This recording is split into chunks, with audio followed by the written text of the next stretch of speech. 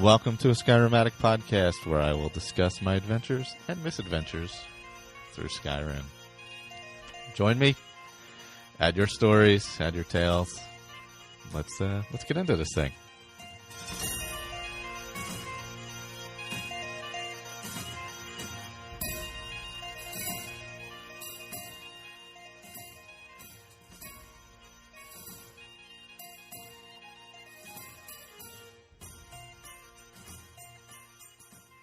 And welcome back. Skyrim Addict podcast.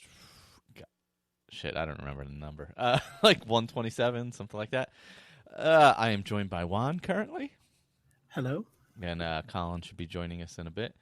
July 16th, of course, the live event, Tattooed Bombs Philadelphia Philly Podfest.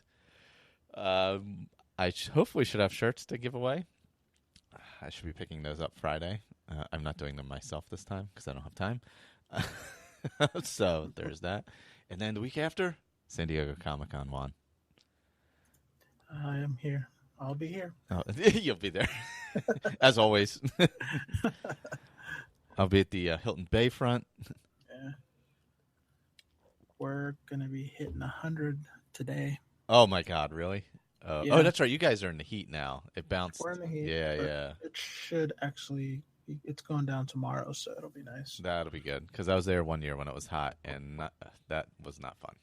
Yeah, I think you were actually here the year that it was like super muggy. Yes, I was. Because that's like very unusual for us, but I mean, that was probably the worst humidity I could remember ever. Yeah, that was the worst of the times I've been there. And some of the people we go with are from San Diego originally, like grew up there and all. Mm-hmm. So they were like, "Well, this is ridiculous." Like they were staying at their, he was staying at his mom's house, and like she doesn't have air conditioning.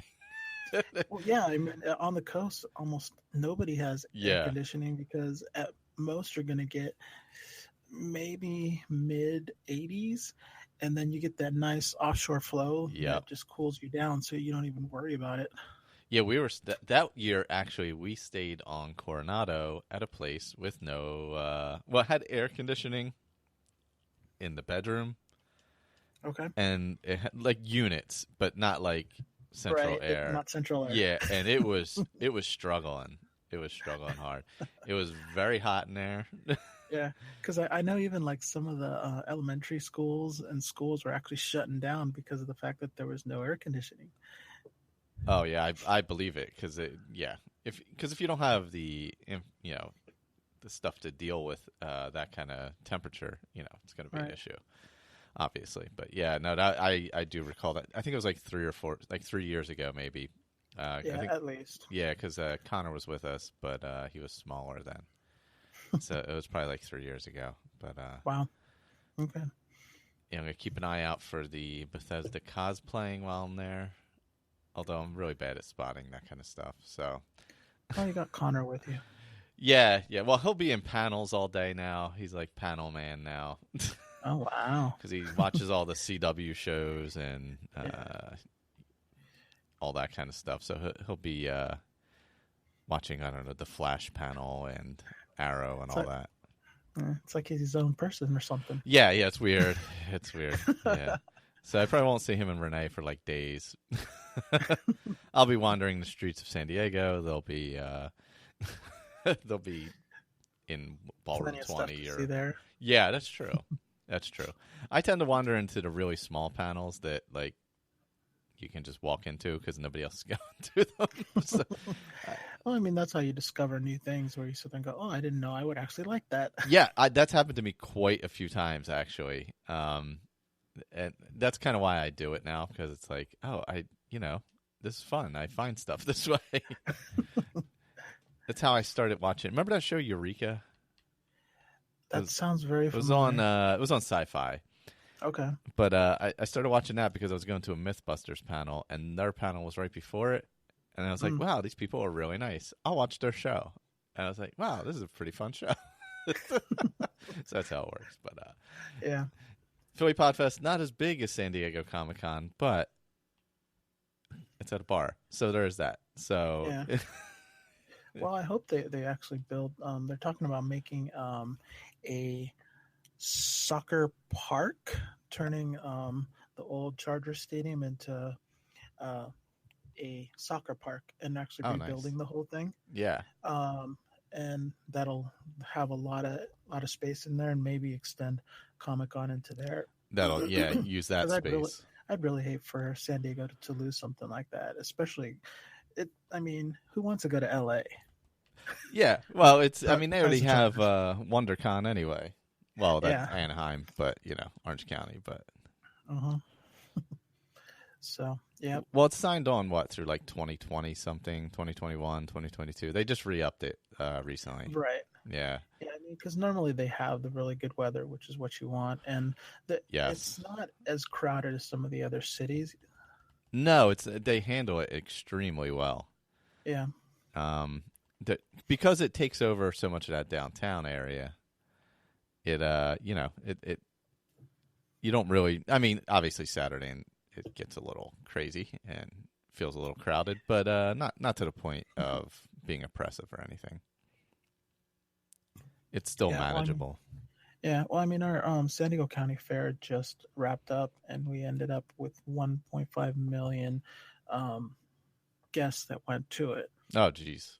I mean, considering that it spans over like 21 days, it's not too bad. Although it is the biggest fair in the U.S. now, I think. Well, that makes sense. Yeah.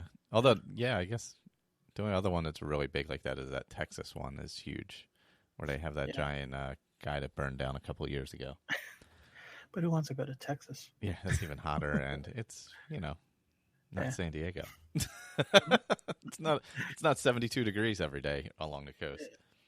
I mean, there's a reason why we pay the sunshine tax. It's true. I can see why.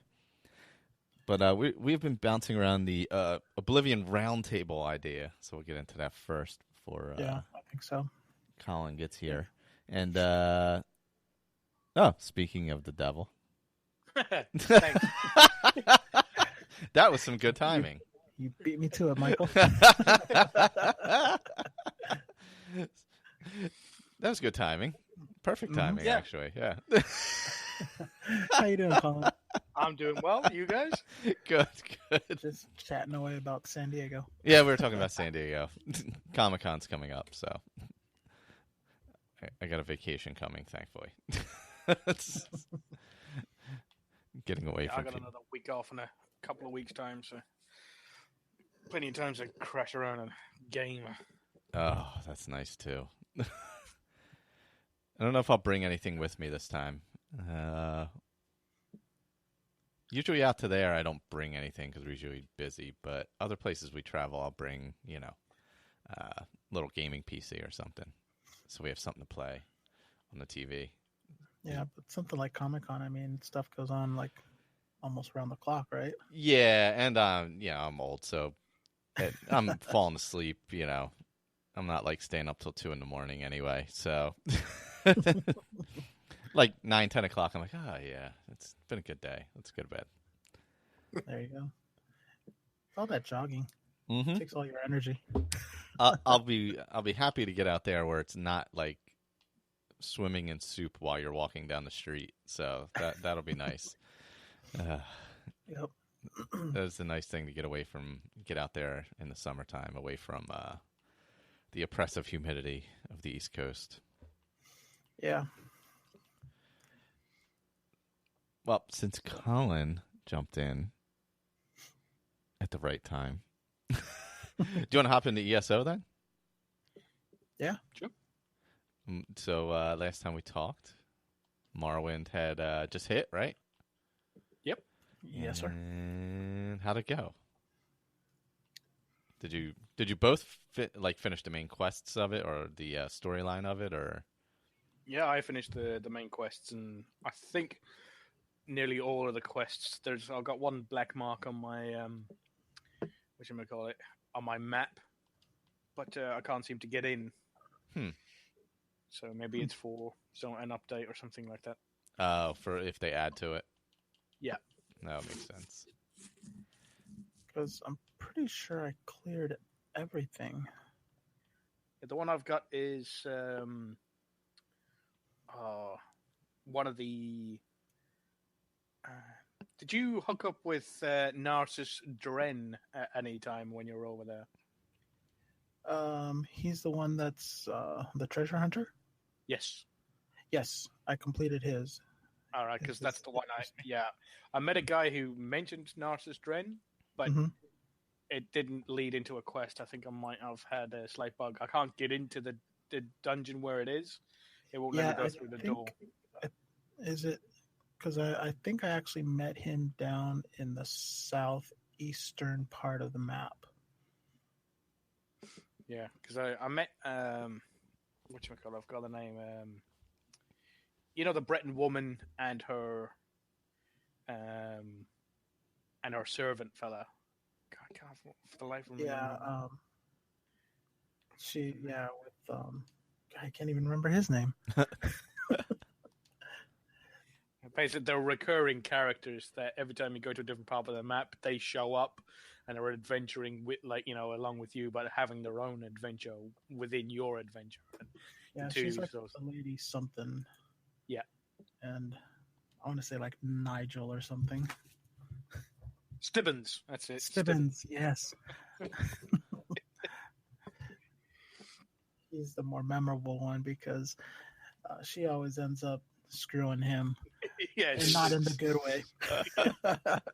Oh my God, Stibbins, please. Stibbins, put on that crown. But. Yeah, it said it'll set my head on fire and sort of send me to another dungeon. Oh, bitch, just put it on.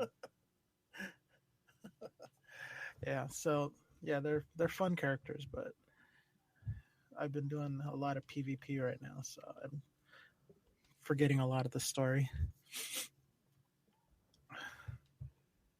Was it pretty good long? Because that was a whole new starting area too, right? That is correct, yeah. And it's actually pretty nice. There's a lot of stuff to do. I think there's only one quest where I was just like, can I just finish this so I can get this achievement? Where you're trying to free the Argonians. Ah. Yeah, there's in the storyline the Pact, obviously, where was it the Nords, the Dark Elves, and the Argonians are all in the same alliance. Mm-hmm.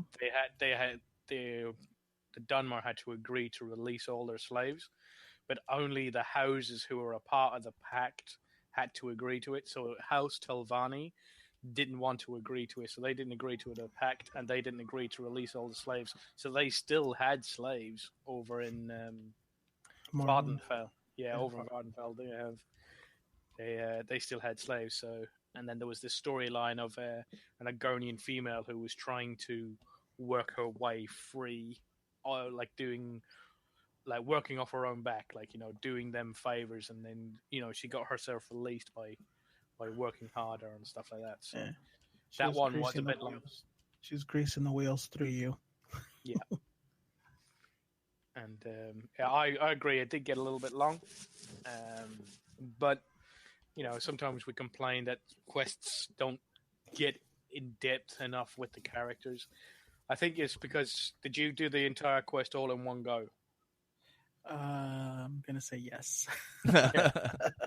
I did too, and I think it's sort of so you usually the way you do it, sort of you travel there and then you do a little bit and then you walk around and then you go and clear it. And I think you've done bit by bit, but I done the same as you. I just done the entire quest, sort of thing. Yeah, literally you leave her in one place and she says, "Oh, if you're back in town, meet me at my house." And I literally left where she was and went straight to her house, and she was already there to start off the next quest. Yeah, that's pretty much what I did exactly. So that's why I think you're right. That's probably why it felt a little long.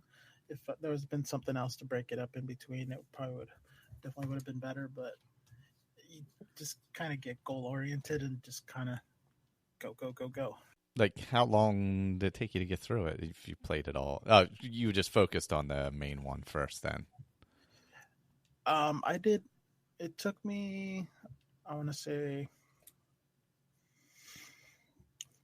2.5 and a half, maybe 3 weeks to do everything that was required to get the main achievement, where basically you discover all the locations, do everything else. And I started with a brand new character. I made the Warden character and kind of went through it. And there's a lot of good stories in there. Some that drag out a little bit, but it's definitely worth at least going through once. And there's some stories that I'd like to do differently.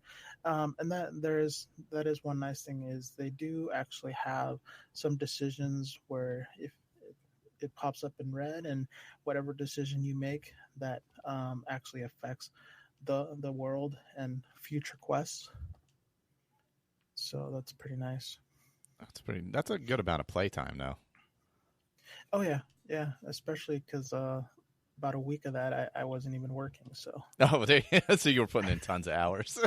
I was putting in a lot of hours. Oh God, how long did it take you, Colin? About the same. About the same, yeah. Because I work shift work, so I get every other day off. Mostly, apart from like when it's over weekends, I have to do a 3-day weekend. But yeah, that was pretty much it. About I think one actually cleared it a week or a half a week before I did. I saw his post come up saying that he cut through the achievements, and there's one in there that's kind of like the Stones of Baron Zaya, where you have to go and get all these map rubbings and things like that. Yeah. Mm-hmm. But the reward at the end of it is pretty super cool. Nice. Oh, really? It's really nice. It's a scale model of Morrowind that you can put in your home. Oh wow, that's pretty cool. And it's pretty huge as well. It's got all the details of, like, you know, the little towers and the palace that Vivek lives in, the mushroom towers. It's got them there. It's got the volcano in the middle, all the little Daedric shrines that are dotted across the entire island. Wow. It's very impressive. Yep, that's pretty cool, especially with the player homes and all. Really, that must add some nice customization. Yeah, I mean, there's a lot of people doing the whole Fallout thing, where they take, where they'll actually like buy like wood stuff or stones and assemble it, and then they could stack it on top of each other. There was one guy, I guess he had kind of like he called it like a little training area where you can jump around from one spot to the other just to get inside. So we had like kind of a parkour area there. Something like that, yeah. Yeah, nice. That's like I don't understand, since I don't really play it. Like the player housing, how does that area work? Like, do you just see your housing there, or everybody's housing is in the same area and you see your home when you enter it? Is that what it is? Yeah. Well, all the homes are set in one place, mm-hmm. and basically you travel into your home, and then so it goes into its own instance, or basically where you are. Okay, yeah. So it's all in the same spot, but you see your home when you enter it. I figured that's what it had to be, because you couldn't really have, you know. Yeah, it's pretty nice. I've set up mine with all the crafting tables. Except for the die station. So I can, if I have stuff that I need to break down, I can go to my home. I can break down, because I have the woodworking, the blacksmithing and clothing. I have a alchemy station. I have enchanting and a cooking station. So anything that I need, I just make it at my home or deconstruct it at my home. And it's all in just one nice spot, and instead of running around. That's what I've only so far got: the alchemy, the enchanting, and the cooking. And then the other three I'm going to have to get when I get some more RIP vouchers. Right. But I was going to say, with the main quest in Morrowind was good, but I think the most thing I enjoyed was probably the new character, is the Warden I made. And yeah, the Warden's fun. He's got a lot of versatility. I think he's one of the more versatile. I don't think he's overpowered though, which is nice. Yeah, I was playing with a healer the other week in PvP. He was doing quite a lot. Because apparently there's this one, the ones with he makes the flower garden type thing. The big forest or something, yeah. You can, inside it, you take 30% less damage. But if you activate it, like the synergy on it, it means that the any enemies that are also inside the take, their healing received is decreased by 30%. And I thought that's fucking massive if you're trapped inside a keep. So is the new player type, is that is it one of your favorites now, or? I'm not very versatile. I've only got one main character, which is Jonaria, and I have made one Sork who only ever got to level 6, and he just sits there and does nothing. He carries rings. That's about it. So, carries rings. But yeah, I made the Warden, and I flushed out his character. I mentioned it a bit on the last episode, but I flushed his character out because I had to remake him because I accidentally made him a blue. And all my characters are red, which is the Pact side, which is the Nords, the Dunmer, the thingy, and it affects PvP. If you're a blue and you're in PvP, like literally you're scum. Also, if you're a yellow, you're filth. If you're a yellow, so. Well, anybody else, it isn't a red is not bad. But the new character. I'm sorry, but the way it was described to me for PvP is blue is a bunch of really good individual players.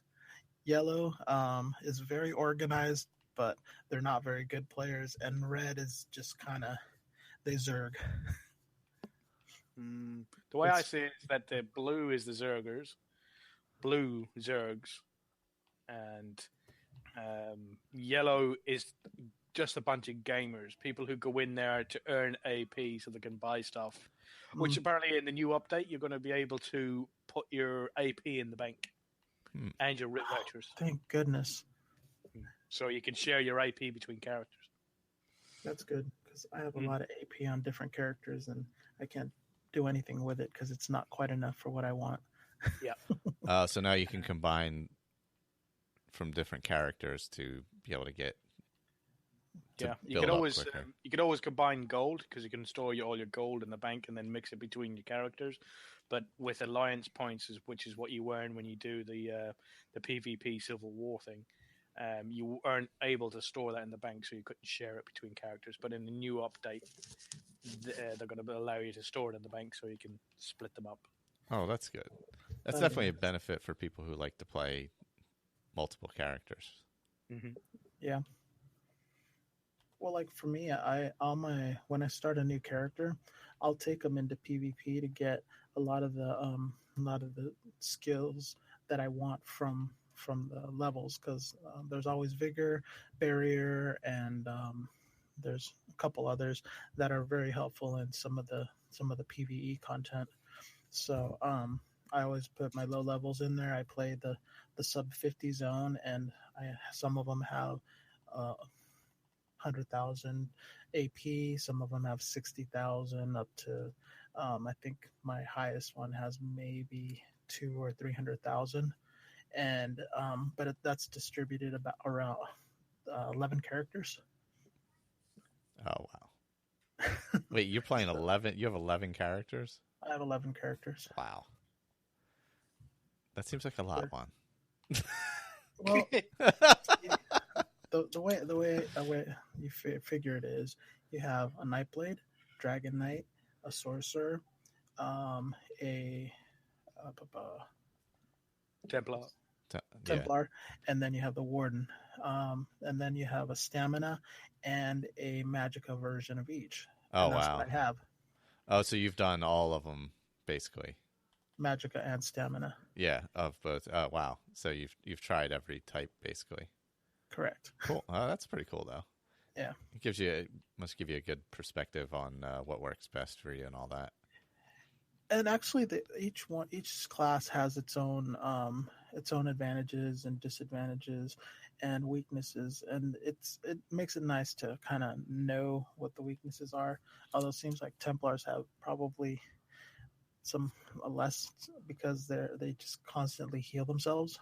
If done properly, but even then they can just depending on how everybody does their builds, and there's always somebody better than you. Yeah. I guess having that kind of knowledge of the characters though in PvP is probably helpful.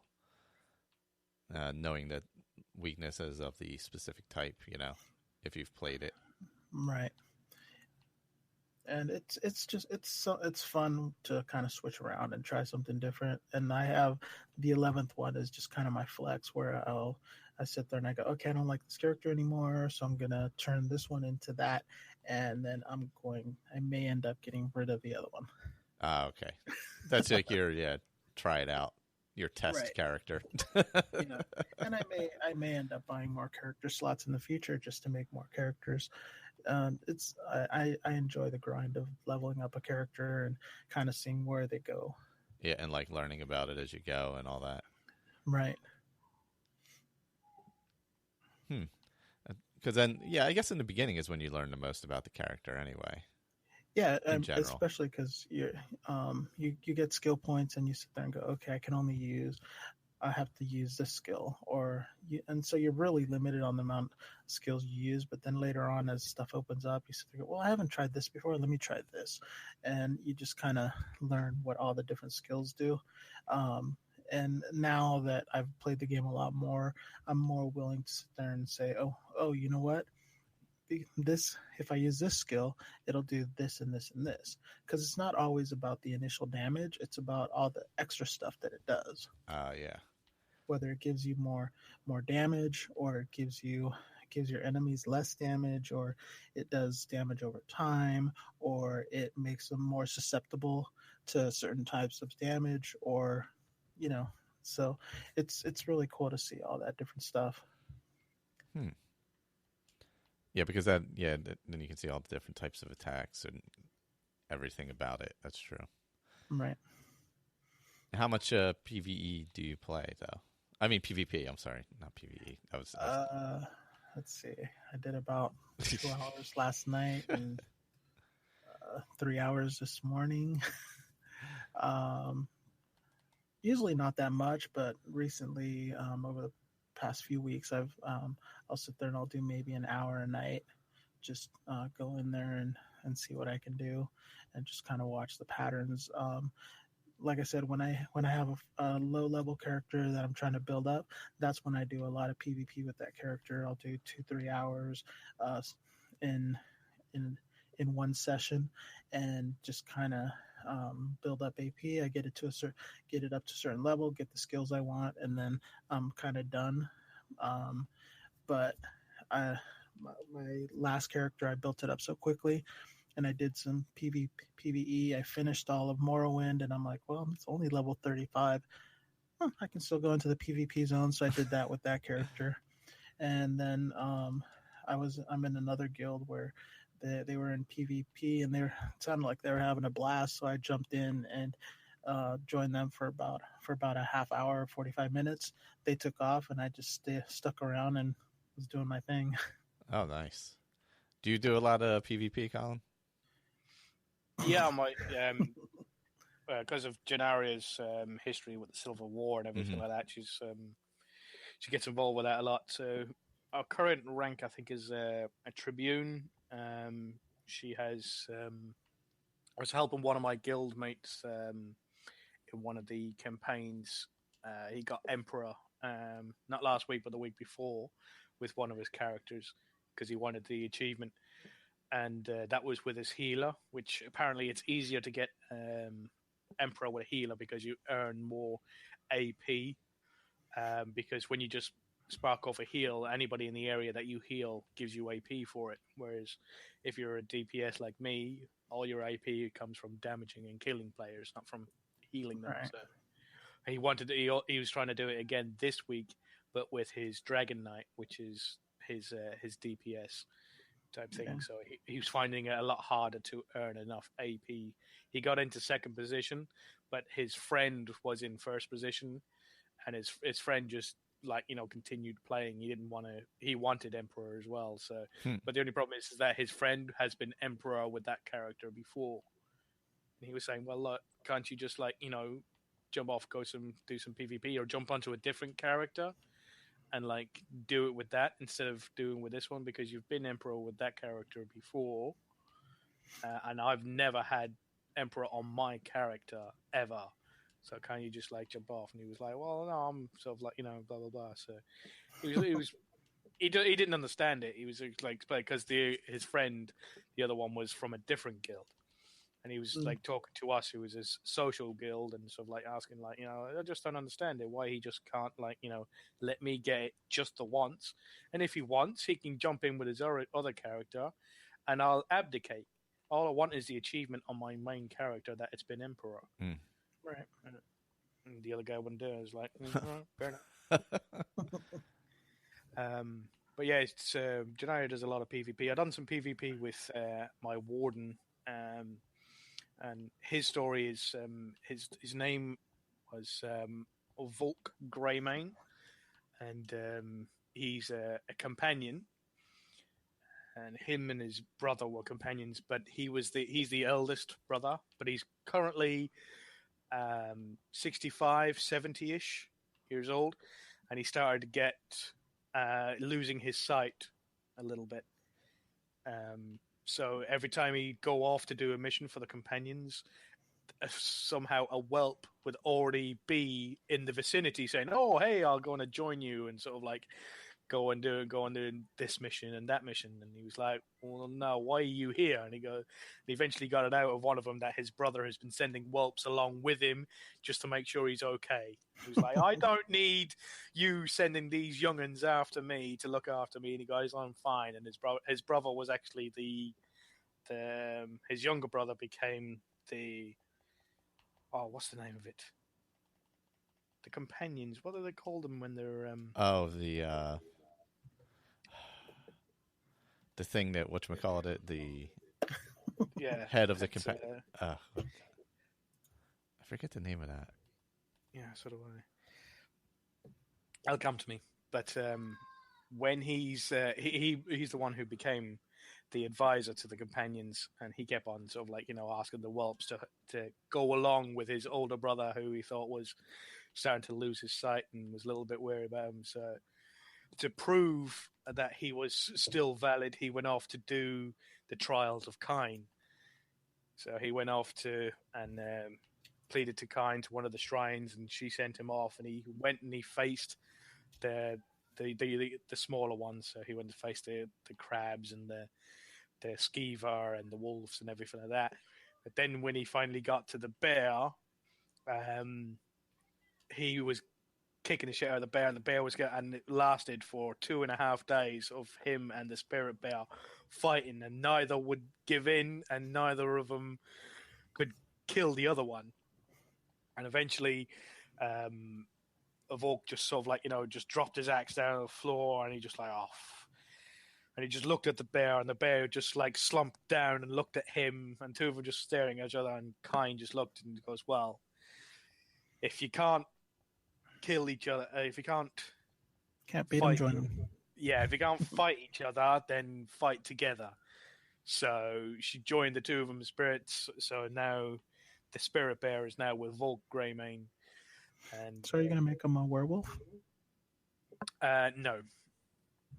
I was thinking about it, but werewolf comes too late. In the companions, there's only a couple of 100 years, and this is thousands of years ago. I do some PvP with him, so beneficially wise, it would have been nice to make him a vampire, but he definitely won't become a vampire. So it would have been nice to have that, but he he's been doing some PvP. He hasn't done any of the quests. He's done a couple of things, and he can do the main quest, even though he started in Morrowind. He can do the main quest of the original ESO. So I'm going to wait until he gets past level 50 to start that one and the Thieves Guild, not the Thieves Guild, the Fighters Guild and the Mages Guild.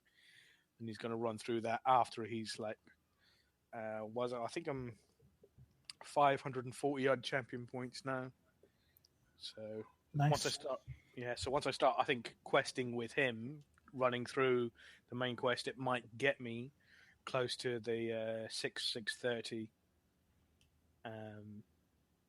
But recently I've been having a huge hankering for a new Skyrim playthrough. Oh yeah. And I think I was having a while back. I was talking about it, and I was talking about it's the old timers. Yeah, fucking tell me about it. I'm gonna go run and grab a drink. I'll be back. Yep. Right. Yeah. So last time I was saying that there was a kind of a quest that opens up, and that you can open up where somebody meets you, and it ties in Morrowind to the main quest. And so I actually ended up doing the quest, and it actually is separate from it. It's almost seems like it's what it should have been from the very beginning. From the beginning, to tie in the whole your soul getting stolen. Oh, okay, yeah. So it's actually pretty nice because and this is really the only thing that they've added to that quest, so that you can start that quest line. And what it is you meet some mysterious stranger. He says, "Oh, go to this place," and you go there, and you get basically you get knocked out, and then you get sent down to the Moloch Ball's home. In his area in Oblivion, and then you start in the cells. So you can actually start with a final end game character start that quest line if you really wanted to. And you can start that out, go from Morrowind to there to do that. Yeah, that's good. So that way you're not always starting at that same opening area. Right. Yeah, because I guess Morrowind, whoever buys Morrowind, that's their new starting area. Yeah, they don't have to go to. They don't start. They don't start at all in the other area, right? Not that they don't have to, but they don't start at all there. Right.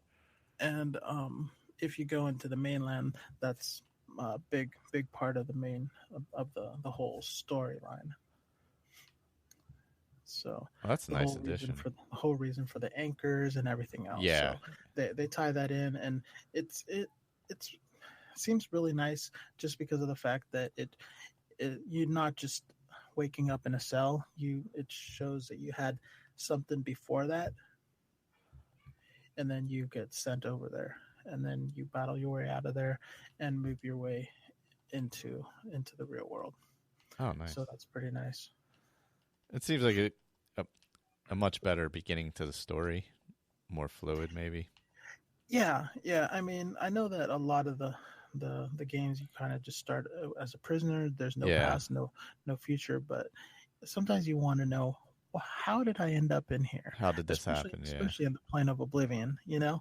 Yeah. It's not somewhere you just wander into. So right. Yeah, I mean, in Skyrim, you can wander upon a scouting party and you get captured along with these other guys. Yeah. In Oblivion, you were a criminal, you're put in a cell. Same thing in Morrowind, where what is it? Are you a slave or a prisoner? You're a prisoner, and then you're released by the Emperor. And that's what it was. Morrowind. Yeah, and you come off the ship there, yeah. But yeah, I mean, you wake up in a cell in Oblivion and go, how the hell did I get here? Yeah, pretty much, yeah. Yeah. Have you done that one, Colin? The quest where it kind of shows how you end up in that cell? No, that's what I'm going to be doing with Volk. Yeah, that one's pretty fun. So yeah.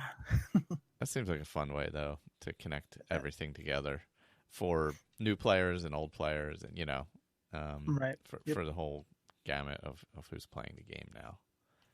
Yeah, and I mean, they brag that they have about 10 million players, and there is a lot of players. So. Oh yeah. Well, that's good that And it's maintaining, or growing even. yeah, it's definitely growing, and they're offering and actually this weekend they're offering a free taste of what it is to have ESO Plus, which gives you access to your crafting bag. It doubles the amount of your bank space that you have. So I had my bank maxed out at 240. Now with ESO Plus, I have 480 slots. Oh wow! That's huge. Yeah, that's a big. Yeah, you've got no frame of reference, Michael, but that's huge. That seems like a lot. Well, it's about the size of a guild bank. Wow. Yeah, because you're talking for multiple people. Yeah, and I'm talking 480 for myself. Yeah, that's. Because I remember when I played the beginning part, you would just run out of places for your stuff. Right, you had about 60 slots. Yeah, is what you start out with, and you sit there and just go, well, what do I do? You just kind of get thrown in there, and it took me a while to sit there and figure out, how to do stuff, and actually benefits of joining a guild, especially one with a trader, because anything extra that I have that's like good gear or motifs, which is basically instructions on how to make things in a certain style. If I don't want it or I don't need it, I just put it in the trader. I put a price on it, and it sells, or it doesn't, and then I get it back. But you still sit there and just try. I mean, I've made anywhere from 10,000 in a week, up to sometimes on a good week I've made about, I guess on average I make about 30 to 40. And then sometimes guildmates ask you for stuff, and I gave a guy a bunch of gold tempers, and he gave me 250,000 gold. So. Oh, nice. Yeah. And that's the nice thing is there's one guild that I'm in. Everybody helps each other. I was looking for certain jewelry for one character, and one of the guys like, oh, you know what? I think I have that in my bank. or he'll sit there and go, oh, I have that in the trader. And you'll take it out of the trader, take a loss on his gold, and just give it to you. Oh, nice. Wow. Well, yeah, that is good then, because then, when you have like a team effort like that, it must give you a lot more flexibility. Oh yeah, and I mean, there's a couple guys that are retired, and all they do is go around farming and going through treasure chests and doing things, and they collect stuff. And sometimes they're gonna try it, sometimes they're not, or sometimes they plan on trying it, but they hear that you need it and they just hand it to you. Huh. And it's nice when you have a guild where it's older members that are willing to help each other out. Yeah, that's probably I would assume that's helpful, rather than, I guess, what you can run into with some younger players. Yeah.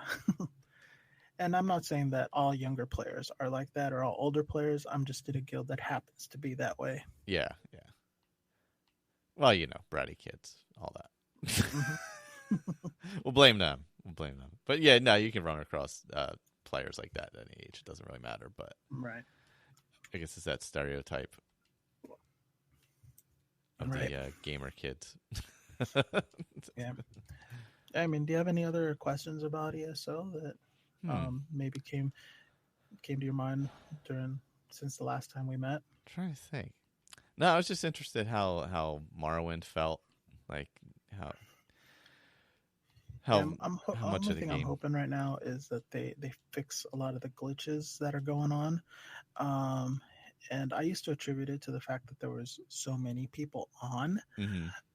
But there aren't as many people in Morrowind now, and we still have some of the issues, and now it's kind of spread out to other parts of the world. Oh, really? So it's caused a bit of a problem. Yeah. Well, I think one of the ones that kind of bugs me the most is, I call it the rubber band or deja vu glitch, where I'll sit there and travel, and then all of a sudden it'll pull me back about 1,000 yards or 2 or 3 seconds to where I was 2 or 3 seconds ago, That's and weird. I kind of do it again. Yeah, that's odd. Yeah, and it's annoying when it happens in the middle of a fight, or there's sometimes where it'll kind of freeze up and you're just kind of standing there doing nothing, then all of a sudden you're moving at high speed. And that's all started since Morrowind. Yeah, it seems to happen whenever they do really big patches. Oh, okay. And as long as people sit there and report all this stuff, they do eventually get to it. But I gotta imagine there's a lot of code that they need to go through, and so and you change one piece of code, and it affects something else. So affects everything, yeah. Right. So I'm giving them their time before I start making my posts of "You suck, ZeniMax, fix your game." It'll come. But no, despite all of that, I still keep coming back to the game because it is a lot of fun. And I mean, you remember when it first came out, I was just like, oh, there's no way I'm going to go into an open world game like that with so many players. And in the beginning, it's just really overwhelming. You see people everywhere. You hear so much chatter, and then like you find one person that sits there and helps you out or sends you a guild invite and you join their guild, and then you just start listening to their chat, and eventually you'll find the right guild, and you're just like, oh, I like these guys. I don't mind listening to them. I don't mind doing stuff with them, and they're willing to help me out, and it just makes the game a lot more enjoyable. That's awesome. Yeah, you find a group that works for you, and then that kind of makes it all better. Yeah, I know there's one guild where it's all like dads. Oh, okay.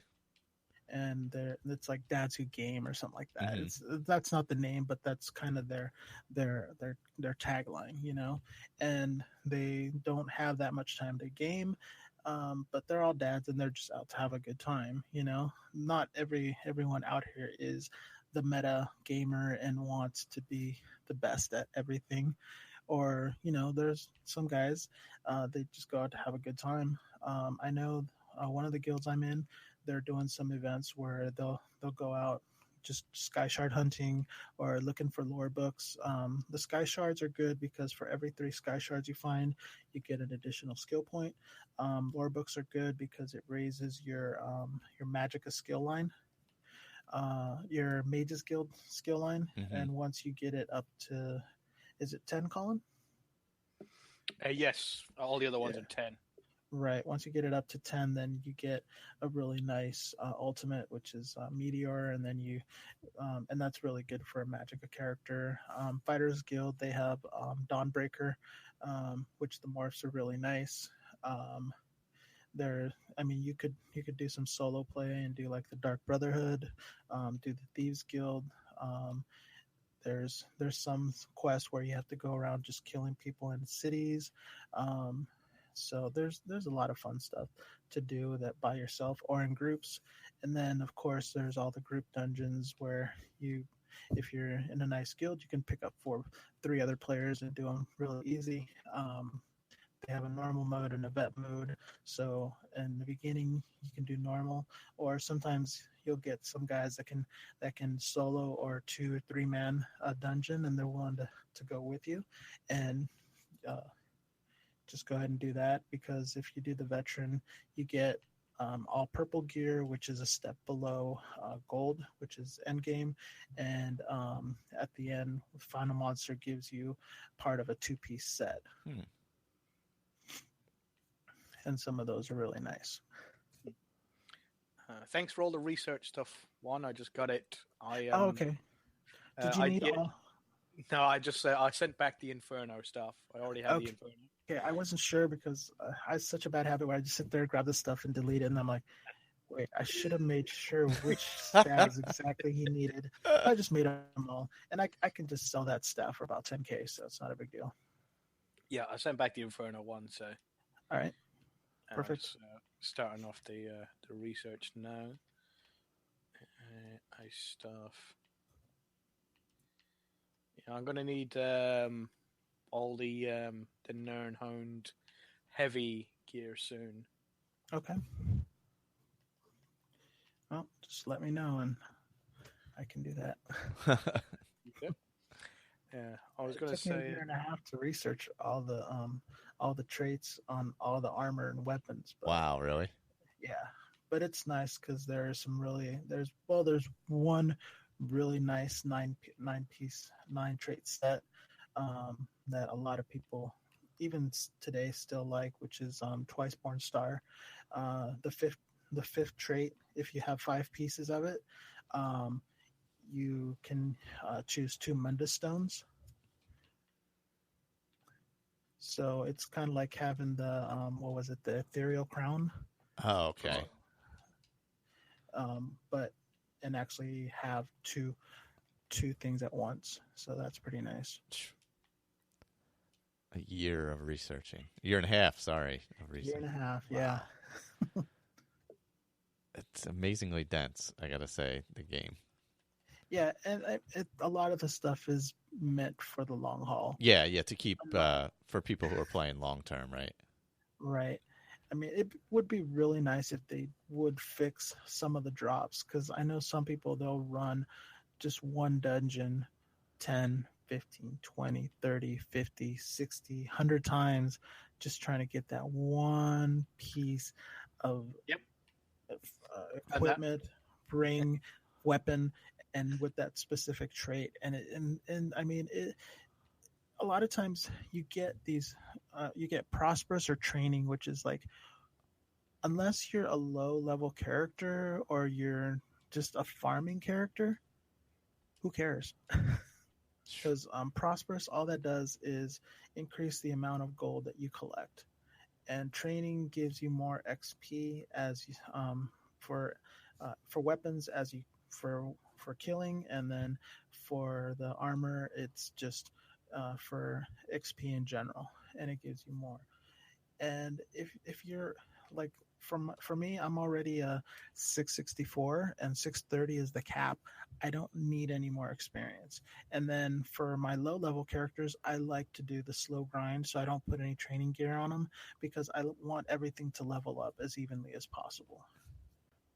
Yeah, I'm trying to think if there's anything else about ESO. Is there anything anything else that changed with Morrowind that you liked or didn't like, other than being a starting zone and all that kind of stuff? But have you done any Battlegrounds one? I have not done Battlegrounds. I've been meaning to. I may just do a pug group, pug it. Yeah, I think I might just I might do that myself. Just put it into the activity finder. Yeah, you just do a pickup group and just see, because there is some nice gear that comes out of there. I have another guild where they'll run the trials. It'd be nice if they did maybe a 6-man trial. I think it'd be easier to gather up 6 people instead of 12. Yeah, my guild's doing fabrication. Yes, the fabrication, the new trial that's on Morrowind. They're doing that tonight, but they all live where you bastards live. So they so go to sleep early, wake up early. I got work tomorrow, so they're starting at 7:30. Because some of them work Saturday, so they're starting at 7:30, which is 2:30 for me. Okay. Oh, geez, yeah. Yeah, that would trials take a while. Because it's a brand new one. Yeah, with a really good group, they can do about an hour and a half, sometimes 2-3 hours to run it. If they're learning it, who knows? Yeah, this is only the 3rd time we've done it. We haven't completed it yet. I done it a couple of weeks ago with them, and we got to the last boss. Probably got them down to about 60%, and people just started leaving. Like, well, we just can't stay anymore. And they were like, fucking Cupid and Octal, because I'm Octal. There's another guy, Cupid, He's from England as well. He says it's like 4:00 in the morning from them, and you bastards can't stay on. Well, I've got kids. Well, I got kids too. Fuck them.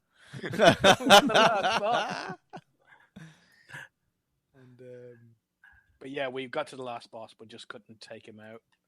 If you see the whatchamacallit, the advertisement for Morrowind, the trailer, the big dwarven thing that you see in there, that's the last boss.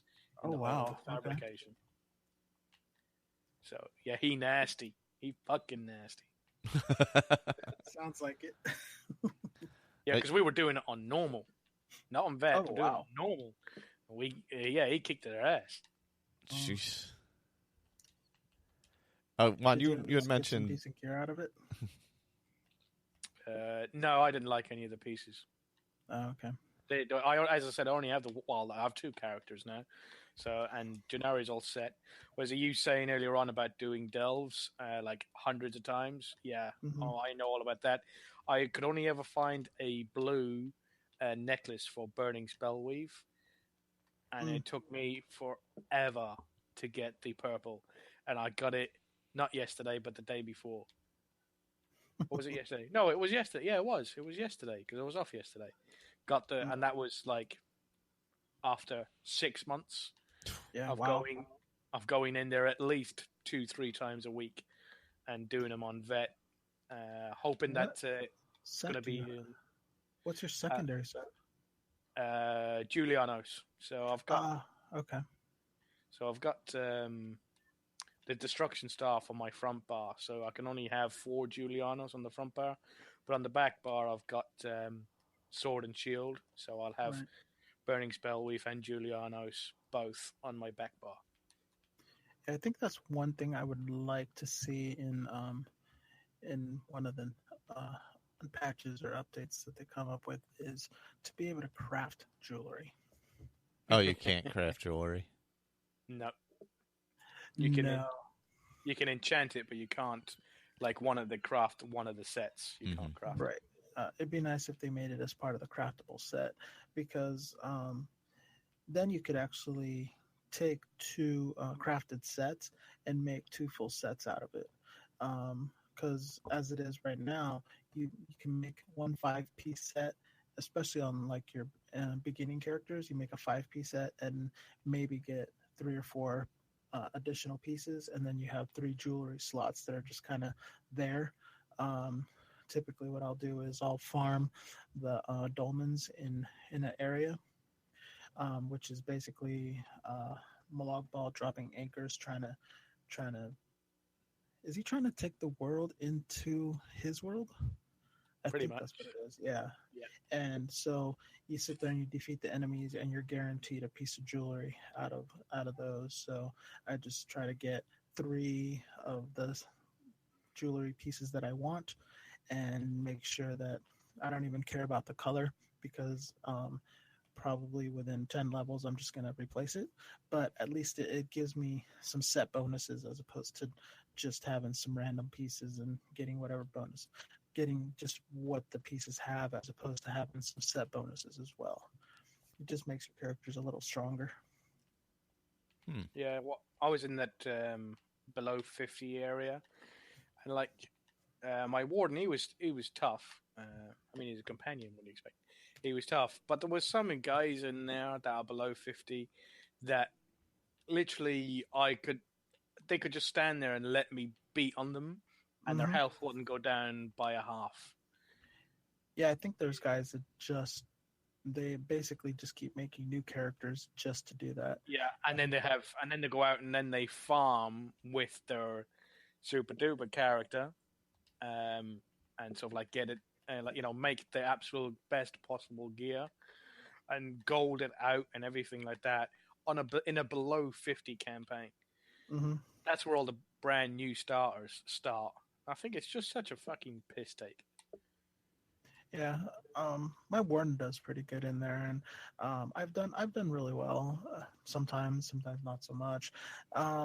But all I'm doing is just collecting AP. The one nice thing is, in that zone, people are actually willing to just send you group invites, which is nice. Yeah, I go solo it, no matter where I am. I've gone into places with groups, and I've gone with groups, run with them, and okay, they're groups, but they're groups of guys who don't really know what they're doing. Yeah, well, I mean, the nice thing is the crown is. Oh, go ahead. Yeah, but the crown is telling them, all right, we're going to go and do this. And then it just lets them like have free reign of like, running around the side of the keep. Well, no, don't run around the side of the keep, because if there's 2 guys around there, that means you're dead. If you're dead, then you're not going to be able to go and rescue the 3 guys that are at the front who have been surrounded by 5 guys. Yeah. So no, don't fuck off and leave Crown. You stay with Crown the entire time. You go where we tell you at what time. And please change your bar. So why have 3 of our people in our campaign have got molten armaments on their bar? We only need 1 player with molten armaments on their bar. Please change it to something else so we can all share the passives of all the different ones to sort of like get the strongest. Right. So yeah, the groups that were there only there to, which makes me sound like a complete dick, but I don't really care at this point. They were just there to have fun, but they kept on getting wiped by sort of like, groups that were smaller than them and groups that were the same size, but just a lot better and a lot more organized. And if you keep on getting killed easily again and again and again because people are not helping you out, they're running off doing their own thing, well, how is that fun? Right. You can have fun and, do what the fuck we tell you to do at the same time.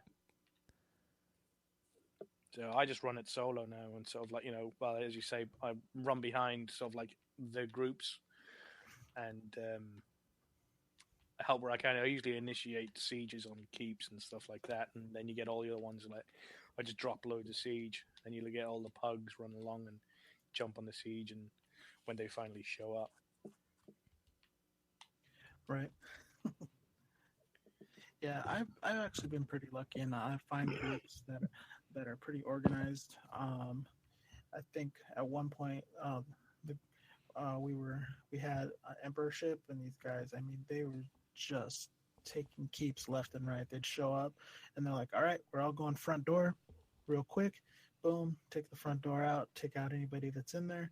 And because we had Emperorship and all the keeps, I mean, they were just annihilating everybody, and it was so hard to kill these guys. Some of them were just like, oh, you know what? I'm going to take off all my weapons and punch these guys to death. But yeah, those are pretty few and far in between. Sometimes it's just nice to be in the group just so that you can be collecting their AP as well, and just kind of run it solo as you are, and just kind of chat. Oh, I'm trying to get to you guys. I'll be there, and then just keep doing your own thing. Well, I mean, if that's all the ESO we have. Colin, you said you were thinking of starting a new Skyrim character. Yes, I was. It was one I mentioned earlier on. I don't know whether it was one of the shows, but I was talking to Pat about it, and of where my new character is basically going to be me. Mm-hmm. I somehow get sucked into the world of Skyrim, and it's me. Colin is going to be in Skyrim, and I magically get sucked into that world with all my foreknowledge of the game. Oh, that's interesting. So I know what I remember. So I won't, as I'm doing the playthrough, I won't be able to check up on UESP and all that sort of stuff. But all the knowledge that I have currently about Skyrim and how much I've played it, I can bring into the game and follow along. So the thing is it's going to start off pretty bad because obviously I'm going to be a Breton. It's always the character it's my go-to character. It's the one I feel the most affinity with. Like having a dual sort of personality type thing. Mm-hmm. So once I get into the game, literally the killing starts straight away, which I thought was going to be a slight problem with, because obviously being me, I wouldn't want to fucking kill anybody. I just want to run away. Fair enough. That's true, because you're not a character, you're yourself. Yeah. So once I get into the keep, no matter which way you choose it, It's sort of like, either the Imperials die or the Stormcloak die. Oh yeah. So it literally starts straight away. So I'm gonna have to just annex that out of my mind and sort of well, that's gonna be a part of the game, and there's nothing I can do about it. The other thing is I won't be able to have Lydia as my follower for quite a long time, because I'm not going to be playing it dead is dead, but I am going to be playing it on Master. And if somebody else does die, then I'm going to carry on playing. There's going to be no sort of do-overs, like if an NPC die or one of my followers die. And if I do it on Master, I'm playing with Lydia and I get there at level 10 or 15. Oh yeah. I'm just going to get her killed. Yeah, that's not going to be survivable. Yeah. So, and then I'm going to have to thinking about the reason I was going to use this playthrough, and I'm sure Victor's gotten a few things in his mind of this mod and that mod would make this playthrough this would add to it, sort of keep the mystery and everything like that. But I'm doing it completely vanilla because I'm going to make this my my 100% achievements playthrough as well, because I've never done that. Huh. And Pat came up with the idea of saying my whole premise was how, if once I get in there, I'll be thinking, how am I going to be able to get out? How did I get here? And figure out how I'm going to be able to get out of Skyrim. But that total premise was completely flawed, because if I got thrown into Skyrim, I wouldn't want to fucking leave. Why would I come back to a fucking 7-day-a-week job where I can go to fucking Skyrim and sort of live there? So I had to completely rethink my premise. And my premise is that I'm not trying to find the way out. I'm trying to find the way that I got in to either A, tell you guys where it is and how to get in, or to seal it up so no bastard can ever pull me out again, or no other dickhead can come in. Yeah, so you can secure it or allow who you want in. Yeah. Yes. So first of all, it'd be sort of a mad, frantic thing, who would have the power to pull me in? Because obviously there is no magic in our world, so nothing in our world could have sent me in there. So somehow the magic from Skyrim's world has pulled me in, bled into ours somehow. Yeah. So it would be one of the Daedric princes, more than or one of the Aedra. Maybe sort of something to do with the dwarves. So I'd have to go through the entire game trying to find out how I got pulled into it. So I'd have to do every and all aspects of the game. So that's where the achievement came in. And it could turn out that getting all the achievements would be able to help me find my way out. So that helped me out with that. So hey, it could be Vivek pulling you in to get even for lying to Genaria. Yep, that is true. Yeah, she she was talking to him there, and she was finished through the quest and everything like that. But if you think about it, I could have just left it alone as that, he hasn't said that, it could be Vivek from the future. Because obviously it was in Skyrim and she's been pulled back into the world of Thingy, so, he knows in the future that he can trust her because she was his right-hand man back in the past when he almost lost his powers and Bardar nearly crashed into Vardenfell. So, I think we're still good on the old origin story of Genaria, thank God. Or thank Vivek, should I say. Yep. Same difference. Same thing. Yes. That's an interesting playthrough, because I was thinking of one I talked about a couple weeks ago where I was just going to Smith and that's it. My character would have a knowledge of mining and where the ore veins are and all that, so I could use the map on the UESP map, I guess, or one of those. It shows where all the ores are and all that. And but this one would have to be modded, obviously, because I'd need some kind of economy and things like that, because otherwise just smithing would get pretty tedious pretty quickly. So yeah, Victor had recommended a bunch of trade routes and things like that. I forget what exactly all of them were. trade and barter, trade routes. Yeah, like all those. That way, it would, you would set up an economy basically. I thought that would be pretty interesting, where I would have to master all of the smithing. Probably Ordinator, since it has more. It's pretty extensive, yeah. Yeah, it's much more extensive smithing and specialties and all that. So, once I'm finished Dark Brotherhood, I was thinking about doing that. Sounds fun. Something different, because I'm about probably about 3/4 of the way through my Dark Brotherhood Let's Play. Yeah, I find myself more and more missing, or kind of hungering for Oblivion. Yeah. Oh, yeah. Speaking of that, yes. So Oblivion Roundtable talk. We're thinking.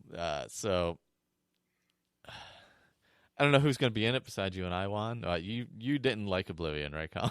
Am I correct on that? I did. Oh, you liked it. No. It was Victor with the potato heads, right? That's right. Yeah. I think it's Andrew who said he just couldn't deal with. It was somebody with the potato heads. Yeah. That's right. So we're thinking about what, end of August starting it up. Yeah, that could work in that range. Well, at least getting our characters together and finalizing the quests and all that kind of stuff. Right. See, I've played through it. I've done the main quest and the Mages Guild quest, and I think it was you who said that the Knights of the Nine was a DLC. Yes, it was. Yeah. Yeah, I've done Knights of the Nine. Knights of the Nine, and also Shivering Isles. Yeah, Shivering Isles also a DLC. I haven't done Shivering Isles. That was a good one. Is fun. I have not completed it though, but it's entertaining because it deals with everybody's favorite Daedra. Yes, yes, it does. And at the end, you get to become the favorite Daedra. Oh, that's right. Yeah. I played through it so long ago, like when it first came out, that it's hard to recall everything that was in it. Yeah. I think I was probably about 3/4 of the way through it when Skyrim came out, or I went on to a new character or something. I can't remember. Oh, okay. Yeah, I think it came out pretty long after the game first came out, right? If I'm not mistaken. Well, when I got into gaming again, I actually got the Game of the Year edition. Oh, okay. That had it included already. I forget when I got Oblivion before Game of the Year stuff came out, and then I think I don't think I got it when it first came out, but like soon after, and then picked up the DLCs as they came along. And I remember playing Shivering Isles, and I finished everything. I put so many hours into that game, I can't even imagine. Actually, probably 1/4 of what I've put in Skyrim, but nevertheless, in a shorter period of time, not spanned over such a long period of time. I think the last time I checked, I was about 900 hours that I didn't put into Oblivion. I believe it. When I was talking to some guy in when our friend was doing the PvP when he's trying to get Emperor, I was talking to one of the guys in the group there, and he was saying that he started with Morrowind, and then he played like obviously Oblivion and Skyrim, and he was saying how he thought Morrowind was the best of all of them. And I go, well, I get that a lot. It says like, my friends said the ones who started with Oblivion say Oblivion's the best.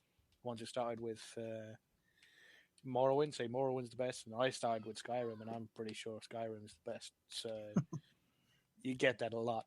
Oh yeah. I think it's where you kind of find it is what tends to be it's a nostalgia thing. Yeah. And plus, he nearly shit a brick when I told him I got like nearly 3,000 hours in Skyrim. Oh really? Like, what do you do? And he goes, "Are you going to play it again?" I was like, "Yeah." Yeah, why not?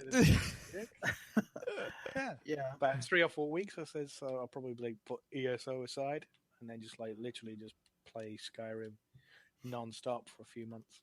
Awesome. Yeah, I'm gonna start. I want to build a new character anyway. For when I'm done the Dark Brotherhood one, but I'm gonna probably build it on PC because I'm gonna keep the character I'm using for the Dark Brotherhood on the Xbox One, just because it's a complete pain in the ass to switch the mod settings around on Xbox One. You know, because you don't have profiles or anything like that, and so you have to turn mods on and off and blah blah blah. So I want to just keep one character on there, and I'd like to go back to Legacy Edition and mod it properly for whatever character I'm doing. Yeah, that's the point. When I go back to I'm doing the new Skyrim playthrough on the special edition on my PC, and I haven't played on my PC any games in months now. So it's been ages. So it's kind of a waste of a computer, a gaming PC. So yeah, I'm in the same place right now. I haven't used mine in quite a while. Thankfully, Connor uses it, so it gets some use. But I haven't. I haven't. It's been a while since I broke it out because I've just been. My Skyrim gaming's been on Xbox One, doing the Let's Play stuff, and I played something on PS4. I don't remember what it was. Just things like that, So I haven't gotten much. I think I played a little bit of actually SE on Vanilla SE on my PC because I got a new TV and I wanted to see what it looked like. That was the only reason. And that's how to rate it, right? That's how you rate anything. It's like put Skyrim on it. If Skyrim looks good. Yes, yeah, that was pretty much. I was like, oh, I wonder what it's going to look like. Let's do that. Yeah, the settings are all wrong. That light that's over there, that's going to be in Honeyside. It's not supposed to be that bright. Let me just change the settings. There we go. Because that's all the TV is for anyway. Let's be honest. It's like. Yeah. And that's why Thor invented the television. It's true. It did look really good on the TV, I got to say. It was very clear. Everything looked nice. SE looks really good vanilla, I do have to say. Yes. Especially on the PC. It really does look very good. And that's what I was running on. It was on Ultra and it was on PC and it looked very nice. So nice. So I'll probably keep my SE on PC vanilla, since the modding situation on Legacy is better than SE. So if you don't mind, I might send in some feedback on my my new playthrough. My Is It Me playthrough. That'll be awesome. So would everything be in first person then? Yes, everything will. Oh God, that's gonna be. I'm gonna have to get used to that. That's gonna be a nightmare. That's gonna be proper. Is It Me? Because every time somebody comes anywhere near, I'll go ah! Run away. Yeah, because in real life, if somebody's real life somebody's coming at you with a battle axe, it's like, what the fuck am I in? Yeah.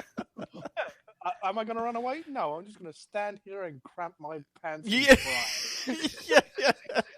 Real life role playing right there. Sneaky Archer does not sound so bad, does it? Yeah.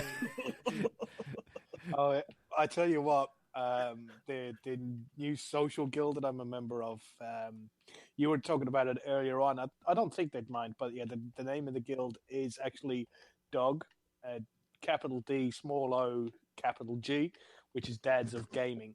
Oh, okay, that's the one you were telling me about, yeah. And they're a really bunch of nice guys, but the guild leader, he reminds me a lot of you, Michael. He's a very, very calm, even-tempered, sort of like real mellow guy. The only problem is that he's a fucking sneaky Archer. He's exactly the fucking same. I was like, where do you go? Why do I keep on finding you guys who are the complete opposite of me? So he's what they called a gank blade, which is a night blade who sneaks around and sort of like, basically kills everything from sneak. Oh yeah. Oh, nice. Properly, you can do it and before they even realize what happened. Yeah. I would definitely suggest if you were stuck in the real world of Skyrim yourself to definitely sneak though.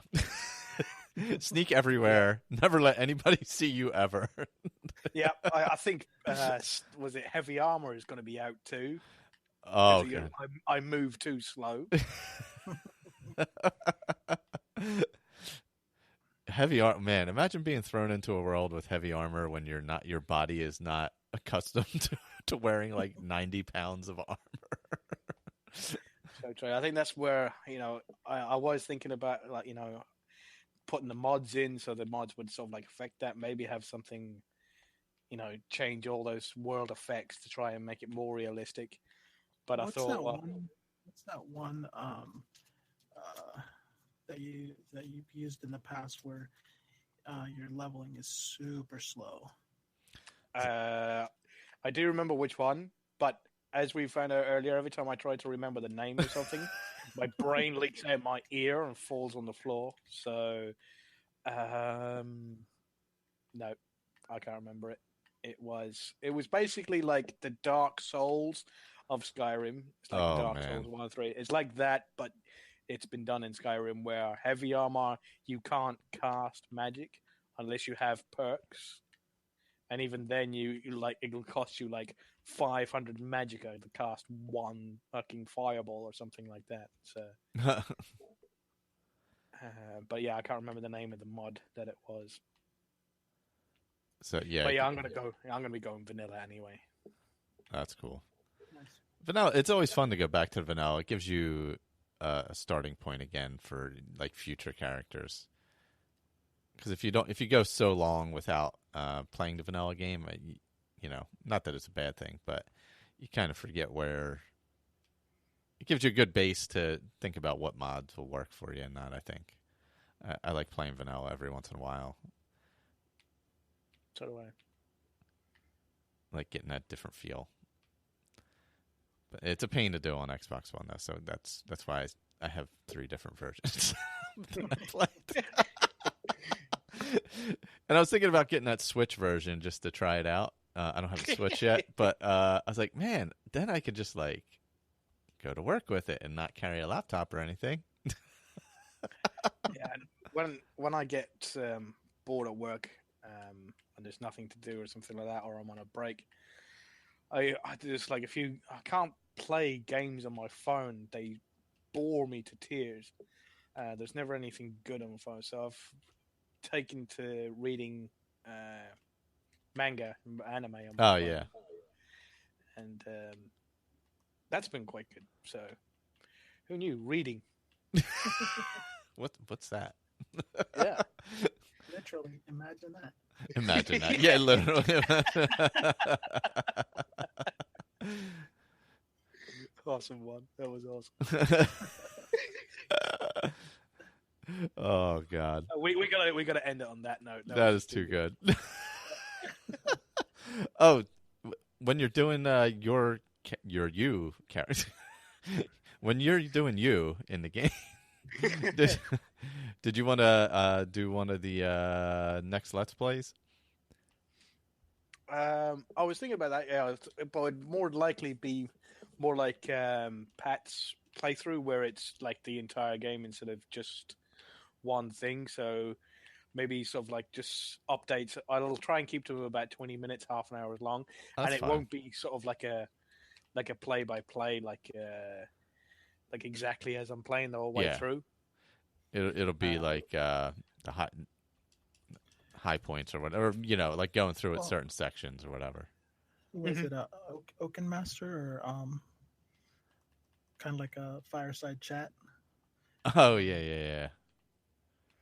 Yeah, so just like the highlights of it, but when I do the recording, I'll probably be playing at the same time. So we get the music, and then I'll just talk about what I've done until I've got to that point, and then do some play along at a particular point in a quest or something like that. And then I'll probably play something, because what I'm like is that I could do an entire playthrough and literally spend like 16 hours one day just playing all the way through. So you'll have like 16 hours worth of me chopping wood and sort of like trying to save up enough money to buy a particular spell. Because obviously I'm probably going to go the magic route of because I'm a Breton, is conjuration going on, so I can get some protection. That would make sense. Yeah, I mean, like I said, one time I spent 45 minutes just chopping wood in Riverwood. It's a good way to make money. Especially when you're level 1 or level 2, you know? Oh, yeah. There's not a lot of other ways. Yeah. Everything else involves danger. So it's a good way. Especially if you're playing on a higher level, like Master or Legendary, yeah. Well, that's been our show, I guess. Well, I'm going to be going on vacation, so we'll have to schedule another time down the road here. Talk whatever, ESO, Oblivion, Skyrim, all of it. Probably in a couple weeks. Summer vacation coming up. I'm trying to think what else is going on. If anybody's interested in the Oblivion Roundtable, send it in. We have obviously, as you heard, no set, steady plans yet. We just know what main quest we're going to do, obviously. I think Uncle Blake said he was interested, right? Oh, yeah, he wanted to try it out, too, yeah. So, once we nail that down. On what they'd like us to do? Yeah, if, like, anybody has specific, quests or quest lines that work that they like. You were thinking what, like the factions one, like Fighters Guild, or I know Fighters Guild and Mages Guild have a set quest in each one of the main cities around the capital, because you unlike in Skyrim, you actually like have to earn your way into each one of the factions. Correct. So you got to prove yourself in each city. And then for the Mages Guild, you go into the capital, Cyrodiil, go to the Mages College, I believe, and then the whole Mages quest line starts there. Similar type of thing with the Fighters Guild. Once you get accepted in and get your rank, then you have stuff to do. There's a whole quest that goes along with that one, so that's pretty nice. And with the I know Dark Brotherhood, and the Thieves Guild. I'm not sure if they have something in every city, but you still have to earn your way. You have to steal a certain amount of things, or I think the Dark Brotherhood is probably the easiest to join, because you just have to kill an innocent, and usually if you go into Kvatch, you'll accidentally kill a guard just trying to defend Kvatch. You'll accidentally kill somebody because there's so much shit going on at one time when you get in that place. So then you'll get a visit while you're sleeping. So that's probably the easiest. But they all have a nice, long evolved quest that goes along with it, and you kind of moving along, and then you gotta help save it or something. So it's I think each one of those is pretty nice. But I was thinking just Mages Guild and Fighters Guild, just because of the fact that you can do one. We can do one or both, and then go ahead and do maybe one of the quests that are associated with that city, one or two of those quests, and then move on to the next little town and kind of work our way around that way. Yeah, that's a good way to do it. Yeah. And it's a good way to kind of touch on everything. And then after that, we can decide if we want to do Thieves Guild or Mages Guild, or maybe move on to Knights of the Nine, and then Shivering Isles, because once you go into Shivering Isles, you can't exit. Yeah, there's no coming out until it's done. Right. So yeah. I love those. They're like the Fallout ones. Yeah, but like the original Fallout ones. Yeah, those were always good too. Yeah, you're actually in the DLC, and there is no like, oh, I'm just gonna pop. Nope. You're there. That's it. Yep. So that was my thinking on that, and during the whole thing, if we want to do the main quest or not do the main quest. Maybe do the main quest afterwards, because when you go to close the Oblivion gates, they're pretty tough, especially at low levels. Yeah, you know what though? You know what I found is that Kvatch gets exponentially harder if you wait. Because I've done it at low levels, and then I did it like at a medium level, level 20, level 30, something like that. Oh my God, it was tough. Well, then we could probably do it. Do that in the beginning, and then you'd have to do that first, wouldn't you?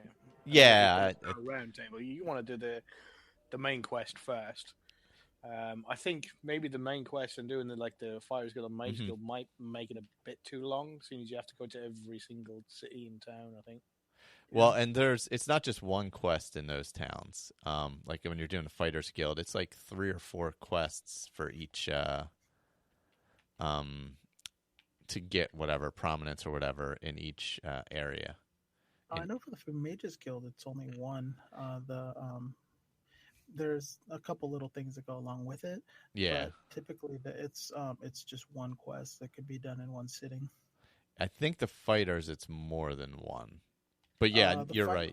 The Fighters is more than one after you finish getting your prominence. Oh, okay. Those are the ones. Okay, that's right. All right. Yeah.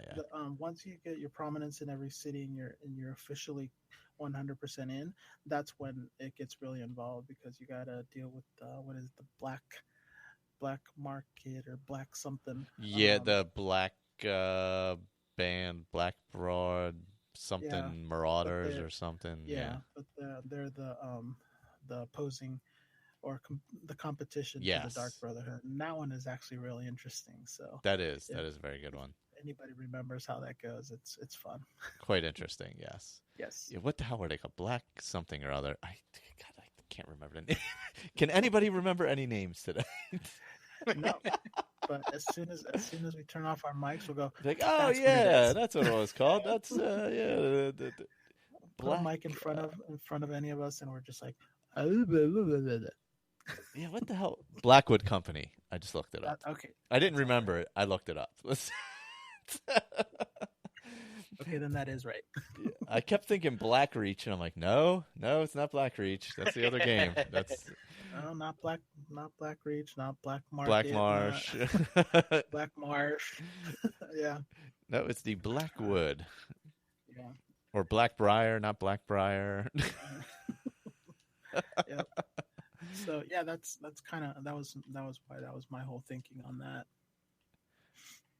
Yeah, that makes sense. We'll have to figure out how many quests and how long it takes and all that, and kind of break it down. That I guess we got to figure that out over the next month or so. Yeah, because I remember I used to like just doing the all the Mages Guild, just to get access to the college so that I could make all my own jewelry. Oh yeah, and spells. Yep. Oh, doing the spells is great. Yeah. Because you can mix like 7 things together, all those spells that do like 5 different things or whatever it is. Yeah. Yeah. Yeah, what's it? The one I made once was it would cast the protection spell on myself, the feather spell on myself, and conjure a Daedroth. Oh, nice. Oh, wow. That was it. Yeah. I don't care who you are, you're dying. That is nice. I used to do the where you could destroy your own armor, and then that way I would sit there and take my hammer and fix it. Oh, okay. Yeah. That way you could build up your smithing. Right, because you needed to get it up to at least 50 so you could fix enchanted armor. That's right. Yeah, you couldn't fix enchanted unless, you're up to that level. That's right. Yep. And you always had to carry those hammers around. Yep, until you reached level 100, then all you needed was 1. Then it would never go, yes. Then you were fine. Until then, you needed, like, endless hammers. Yep, I always had at least 10. There was the sound was ting ting ting crunch, ting ting. Yes, crunch. Ting. Yes, yeah, yes. That's it. That's if you were lucky. Usually, what it was clink, crunch, clink, crunch, crunch. Yeah. I hated that. Oh, when you were like down to 1 hammer and you're like, all right, I just want to fix this. I just want to fix this. Clink. Oh. I just wanted that 1 item fixed. That's when the exploits come in really handy. Yeah. The scroll. The scroll. Yeah, remember that? Oh my god. Oh. I when I played it, what was it? Was it originally on 360 or was it It's on 360. Okay. So there was that cabin you would get by the waterfront by the Thieves Guild. And that little fill it up with pumpkins? No, I would fill it up with scrolls. But they would like start billowing out, and it would slow it down so much. It was like I was just waiting for the machine to melt down. It was probably not good for the 360, but it did survive. It survived, yeah. That was a good exploit. Yeah, you could just get all the scrolls you wanted, and I would always just sell the scrolls anyway and make a ton of cash. Right. Because there was no the merchants only had a limit on what they would pay for a single item, not a limit on what they had total. Correct. Which was nice. Yeah, so I mean, if you had a piece that was worth 10,000 gold, and they would only pay 1,000, oh well, you only got 1,000, but at least you could sell multiple items of that type. Yeah, you could sell like 5 of them, and it wouldn't matter. Right. Yeah. Or Or I would sit there and sell them individual arrows. Oh to yeah. help build up your speech and mercantile. Yeah. The speech wheel. It's a little tricks. So, Colin, are you going to mod the lockpicking if you play? No, I'll just do what I did last time. Use the spells.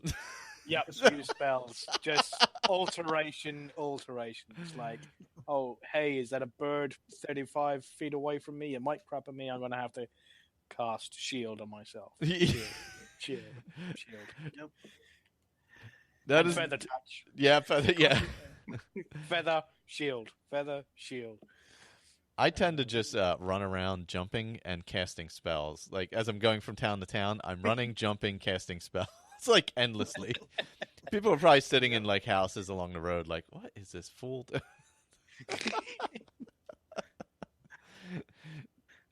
Well, what was it in Keek's Quest where he was talking about about all that stuff? Oh yeah, yes, it was the one about It was always dangerous though. You could once your acrobatics got too high, if you were running downhill, you could like jump way too far and kill yourself. A lot of damage. Yep, done that. Yep, yeah, been there too. Yeah. Ow. I'm thinking damage was actually what was supposed to happen, but you weren't supposed to kill yourself. Yeah, you weren't. Yeah, no, but it happened.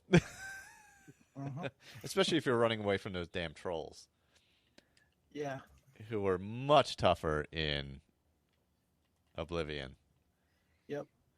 What was it, that meme where somebody said, "Oh, look, a skeleton in Skyrim." Oh God, yeah.